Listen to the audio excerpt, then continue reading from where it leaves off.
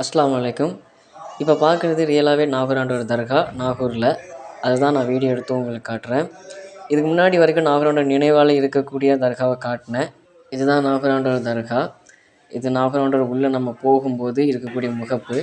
இது இங்கேருந்து பார்க்குற வெளியேருந்து பார்க்குற முகப்பு இது.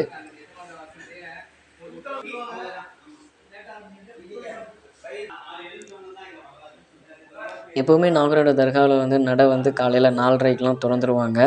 4:30க்கு திறந்து 7 மணிக்கெலாம் அடைச்சிருவாங்க. அதுக்கப்புறம் சாயங்காலம் 6 மணிக்கு திறந்து கரெக்டாக 10 மணி வரைக்கும் வச்சுருப்பாங்க. இப்போ நடை சாத்தியிருக்காங்க. இப்போ நடை அடைச்சிருக்கு. என்றைக்குமே நடையை நம்ம திறக்கிறது இங்கேருந்து நம்ம பார்க்கக்கூடாது. ஏன் அப்படின்னா நம்ம அவருக்கு மரியாதை செலுத்தணும்னா அவரை தான் நம்ம போய் டைரெக்டாக அங்கே நம்ம பார்க்கணும். அதுதான் சிறப்பாக இருக்கும். இந்த சைடு ஒரு சின்ன ஜன்னல் மாதிரி இருக்குது. இங்கேருந்து எல்லோரும் துவா செய்வாங்க. இது பின்னாடி தலைமாட்டு பகுதியில் இருக்கக்கூடிய இடம். இங்கே தான் திறந்து விளக்குல எண்ணெய் ஊற்றி இங்கேருந்து விளக்கு போடுவாங்க. இதுதான் முன்னாடி எல்லாருக்கும் தெரியுது. இது நாகூர் ஆண்டவர் எப்போவுமே இந்த மரத்தில் தான் சாஞ்சிருப்பார்னு சொல்லுவாங்க. அது புளிய மரம்.